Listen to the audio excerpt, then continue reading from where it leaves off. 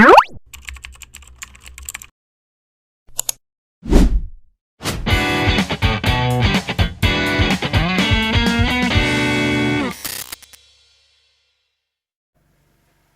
to another episode of Spark It Up 360. Spark It Up 360 is a platform where we we spark up conversation that ignite faith, purpose, and real life experience. On today's episode of Spark It Up 360, we're going to be looking at choosing a life partner. Amazingly, with me in the studio are, I didn't hear me. and to my left. Peculiar Okuronko. On today's episode, we're going to be looking at what it takes to choose a life partner. What are the things you look out for when choosing a life partner? What are the things to avoid when choosing a life partner? Mr. Denyinka is a married man, and Ms. Peculiar is a single sister.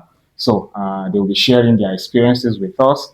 Mr. Denyinka will be sharing his experience on probably things he looked out for to choose his life partner, while Peculiar will be telling us things she's definitely looking out to for in a man to see that the man is a life partner.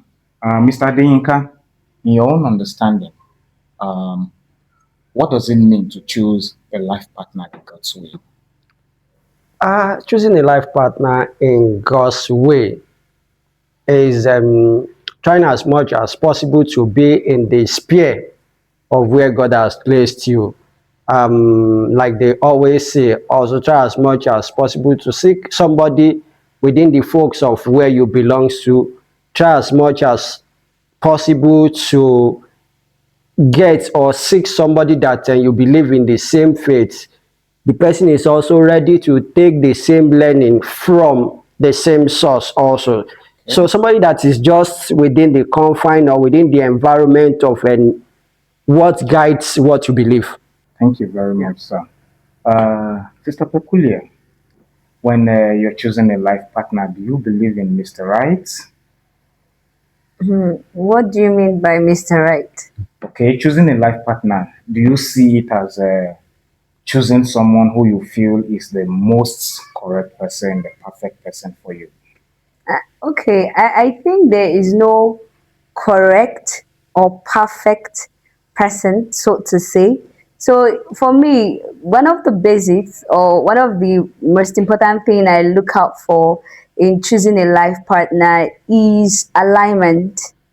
Okay. Yes. So once there is alignment, there are other things too that follows, but someone that at least most of my visions and values could align together with. I don't think there is like a perfect or correct Mr. So Right. what do you mean by alignment? To say this person aligns with you, aligns with your purpose, what do you mean by that? So from a godly perspective, right, there are individual wills and destinies God has given to each and every one of us. So it's important that while you are running your individual race, your race of life and destiny, you should be able to run it with someone who's not going to be a chain on your leg, but someone who would rather be like a wind on your wings. Wow. You understand? So the person is going to help you in that journey. Thank you very much, ma'am. Adenika, now in choosing a life partner, she mentioned alignment and compatibility. Where is the place of love? Is love superior to compatibility and alignment, or alignment is superior to compatibility? To love? Thank you so much. There's one thing that I always tell my wife, even before we marry. The definition of love has been, if we have over 1001 definition of love. And for me, the definition of love is just commitment that is backed up with discipline. So if we put that in place, whether it's passion, whether it's alignment, whether it's whatever we want to call it, as long as both of us are clear and then committed to that goal, I understand your own place and then you understand my own place, and we are able to objectively and then diligently also tell ourselves the truth about it, and then we see it workable, then it's a good way to go for me. Okay, thank you very much, sir. So you're seeing love from the aspect of practicability, Yeah. commitment, objectivity, and so on. So where's the place of emotional attraction towards each other?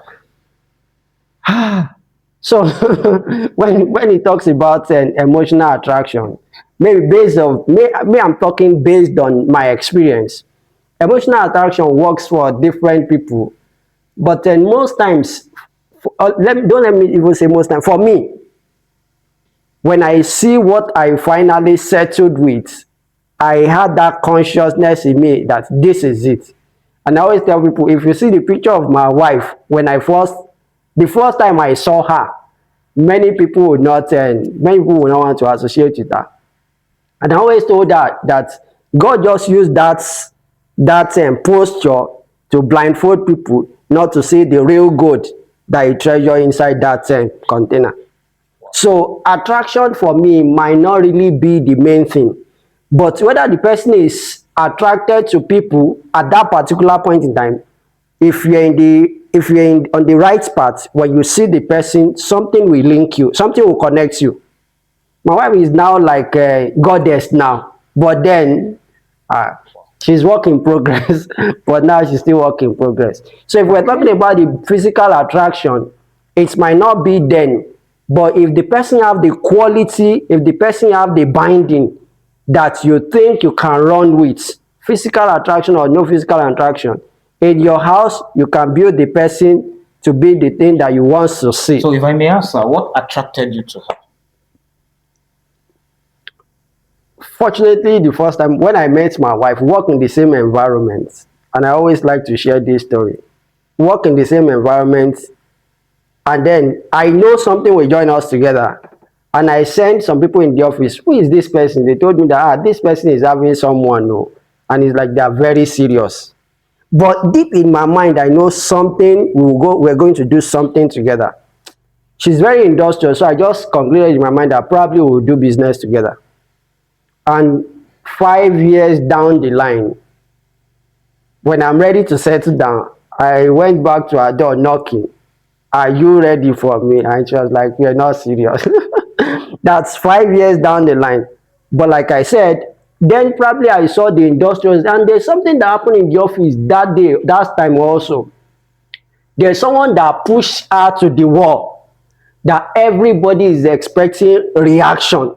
You know, when somebody is so angry unnecessarily to the extent of slamming the table at your front, and then you're just as calm as nothing is happening. And in my mind, I was like, this is actually the person, I'm not missing it. So emotional stability. Those are some of the things also that I can say come into it after the clarity that we have something to do together. Right. Thank you very much, sir.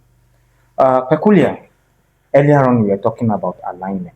Yes. Now, what do you think could disalign two individuals? Or okay, what are the ideas of disalignment that you can see in the man that will make you feel like, no, this is not the right person? Okay. Thank you. So, for disalignment, when both of us think about life differently, there are different issues of life, different areas of life. As simple as money and spending. Yes. Okay. Yes. If both of us do not have or share the same ideology when it comes to making money, spending money, saving money, it could be an issue in future. And also from the godly perspective, if both of us are not sharing the same idea when it comes to kingdom business, I believe that's a huge one. That's a very huge one. So I should be able to align with you in the place of prayer. I should be able to align with you in my business thoughts or career wise. Okay. Yes, even if we are not doing the same business or in the same career path, but there should be a strong alignment, right? And the way we see things of life and little things, all right? The way we share responsibilities at home. So there should be like similar thoughts. So are you saying that you can't marry a man that tell you that I can't wash plates in the house? I would rather say I cannot marry a narcissist and someone who is authoritative. Okay. Thank Yes. you very much. We are partners. Yes, and I think we shouldn't drag it far because there's a template. There is no one way leading to this particular market we are discussing today, but there are laid down templates that we've seen over times that have worked. So he is in a place of authority that he doesn't need to command with force. Yes, I am meant to submit, and of course he's meant to love. So there are little things that shouldn't even be an issue, and once those little things are causing issues, then I don't think I should get myself into such danger. Thank you very much for sharing with us. Now, when you find alignment, what are the factors that you think define readiness? Financial stability. Okay, Yes. basically. Your factors, so one of them, right? I don't know, I don't know what is going to make me look like, but if you financial stability is not having it all, is beyond having it all, right? Rather, it is your preparedness, your accountability towards money, you being resourceful, you being able to manage and take care of whatever it is you have and multiply whatever it is that is in your hand. So if you are not financially stable overall, I don't think you're ready for marriage. So no matter how little it is that No, the person that's why I if you said have the culture of multiplication. if you have the culture of multiplication, you are resourceful and you are not slothful, you are not sleeping on what you're supposed to be doing. Of course, God can always bless the work of your hand, but what is it going to bless if you are not resourceful and if you are not trying to meet up? So outside the financial stability, Emotional stability. Okay. Yes, I wouldn't want to be with a man that at a trigger he slams a chair on my head. Yeah. So Okay. the truth is I'm going to provoke my husband. That is You're the preparing truth. to provoke him. It's not a curse, it's a fact. There's Okay. going to, I mean, this journey, right? We are both raised in different backgrounds, different family culture. So even siblings fight. How much more two people from different world coming to stay in one roof? One day somebody is just going to do something like, "Ah, where I come from, they don't do it like this." So you understand, but your ability to manage that situation, it's a whole lot and Thank not you very much. escalate it. Thank you very much. Yeah. Thanks for the openness and the sincerity. Yeah, thank you. Mr. Deyinka, she was talking about backgrounds and so on in terms of managing the partner that you're having. Now, in choosing a life partner, do you think culture, society, and then religion, one way or the other, affect our choices of a life partner? Yeah, a lot of things affect, and then like you mentioned, culture is one of the great things that we cannot really take away from in choosing. But I always tell believers also, if we are true believers, we've come to another culture entirely, which is the culture of God. And that culture of God defines a lot of things about us. So in that culture of God, you love your neighbor as yourself. So the way you want to be treated is the way you are expected also to treat the other person. That's for me. What I will not think, I should not also do it to others. To her especially. Also, that level of openness that I will want her to do to me, I should also be ready also to have that same level of openness with her. Okay.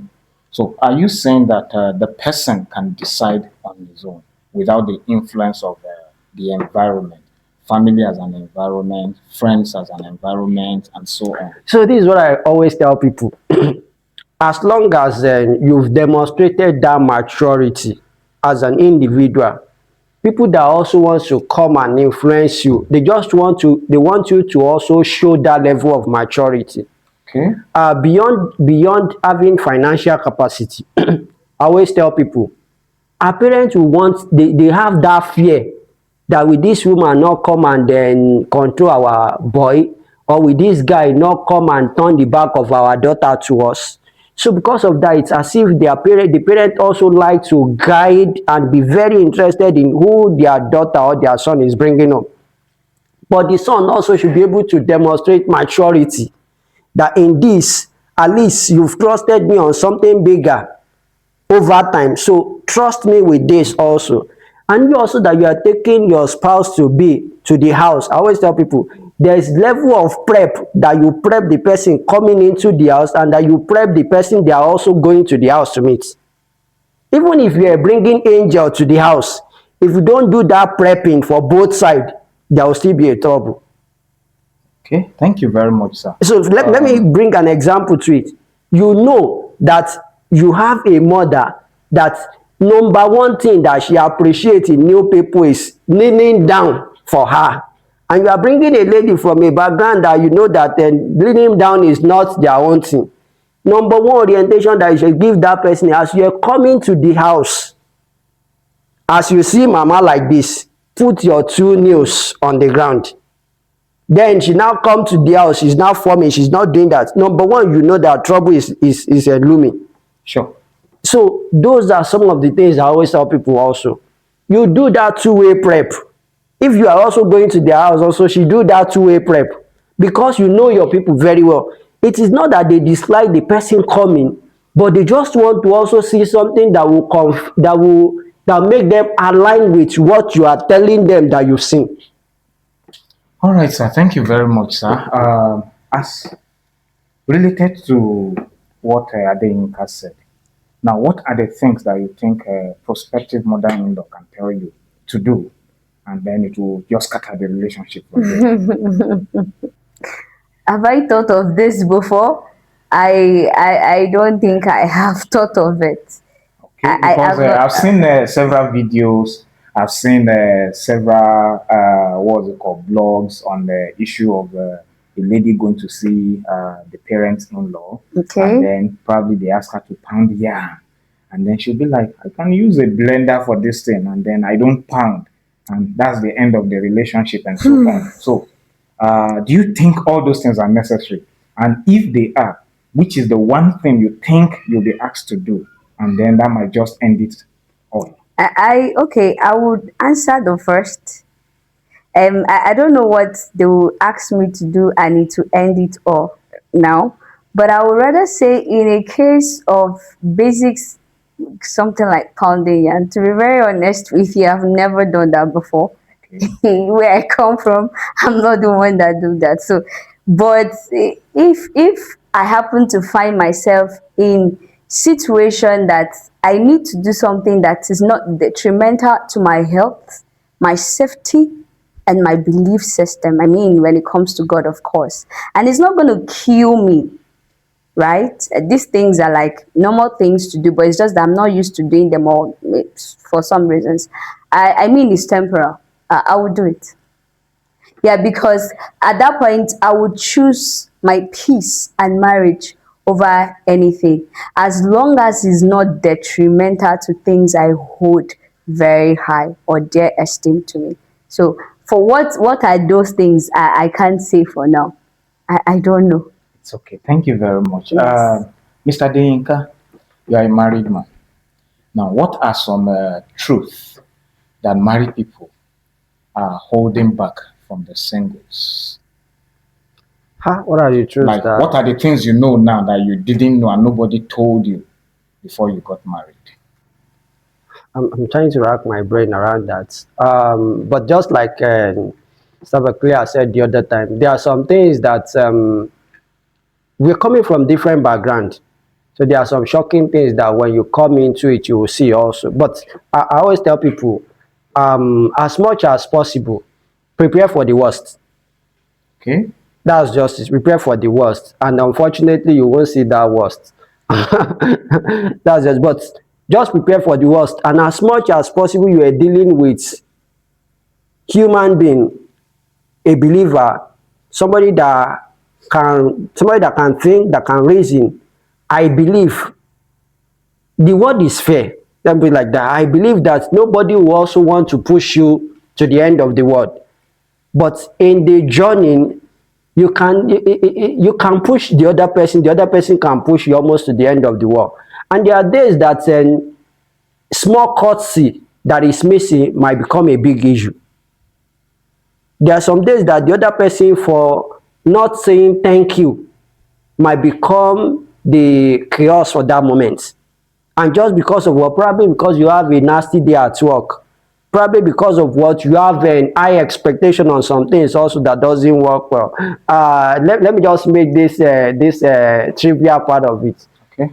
As little as covering the seat of the toilet can be, there are days that it can be a bigger issue because the other person just forgets to also lift the toilet seat cover before bathing. So And you mean just toilet seat causes problem? it can cause problem. Okay. It's because So I hope single people are learning.